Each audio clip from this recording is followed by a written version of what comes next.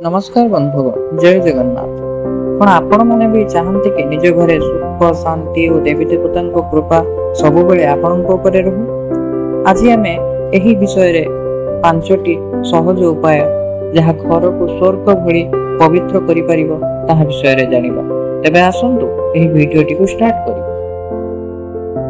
प्रतिदिन भगवत सुनंतु किंबा पाठ करंतु। घरे भगवत शब्द गुंजिले शुभ शक्ति आसंती। यह घर को शांतिमय और पवित्र करे। नीति सकाळे किंबा संध्या बेले एक अध्याय पाठ करि परिबे। आपण जदि एही भगवत पाठ सबुदिने घरे करंती तेबे भगवान निजे एही घरे वास करंती। तुलसी गछ को जल और नमस्कार दियंतु। तुलसी देवी केवल एक गछ नुहंती, से हेउछंती लक्ष्मी देवींकर पवित्र रूपा।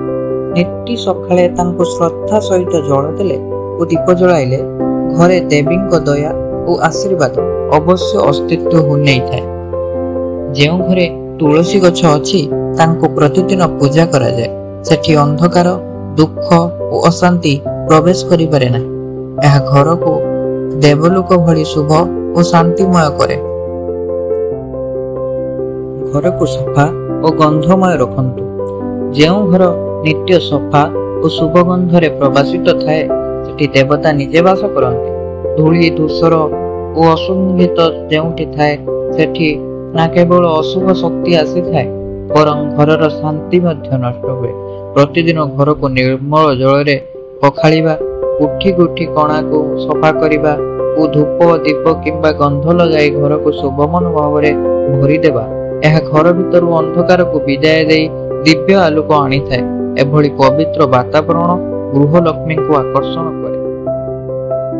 दान और आतिथ्य को न भूलंतु। जे घरर द्वार सदा अतिथि गरीब और अनाथंक पई खुला थाए सेठी निजे जगन्नाथ आसी वास करंती। दान केवल धन देवा नुह, यह हेउची हृदयर उदारता, मानवतार प्रकाश। जेउठी दया और आदर रही थाए सेठी अन्न अभाव हुए। शांति हेबो निश्चित। एक गोटे गिलास पानी, एक हसमुह, एक उपहार, यह भी एक देवता सेवा। दिया जाइतिबा प्रेम और सम्मान द्वारा स्वर्गर स्वर्ग। घरे झगड़ा क्रोध और निंदार दूर रे रुहंतु। जेउ घर रे अपशब्द क्रोध और निंदार ध्वनि गुंजे सेठी देवता नुहे विपत्ति वास करे। झगड़ा माने शांतिर शत्रु। यह घर को दीर्घ दिन पर्यंत दुख और असम्मान दे जाए। क्रोध हेउची आत्मार शत्रु। यह को नियंत्रण करि परिबेले मन शांति, घर मधुर हुए। निंदा अन्यर नुहे, से निजर मूल्य को ह्रास करे। एही तीनोटी अनाचार को घररू बाहर करि दियंतु। देखिबे घर भितरे आशीर्वाद, मिलन और दैवत्वर वास हो। जदि आपण एही पांचटी उपाय घरे करि देउछंती तेबे निश्चित आपनको घरे शांति सुख और देवी देवता कृपा मिलिबो। वीडियोटी भल लागिथिले लाइक शेयर करंतु और स्वर्गवाणी चैनल को सब्सक्राइब करंतु। धन्यवाद।